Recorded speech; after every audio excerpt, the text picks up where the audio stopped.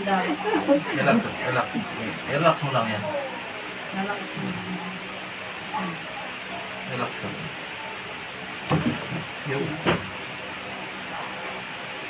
Relax. Yun, pasok. Sakit? Diba? Pasok. Okay, relax mo lang po. Pasinguin natin. Nanginginig oh. Ano po yun? May sariling buhay. Kasi makirot yan eh, masakit. Galaw mag-isa. Nalusot yung paa niya sa kanal, so taga Sampaloc si Bossing. 1 day pa lang yung kanyang ankle sprain. So yan, kamusta Bossing? Maginhawa po. Ayan, yan na yung say niya. Ayun. Balik na lang. Next. Nagagalaw mo na boss ng maayos, ano? Opo, follow nyo lang kami sa Hindi na Facebook. po Masaya masakit kami yung TikTok ankle na rin. pag ginagawa. Ayun na,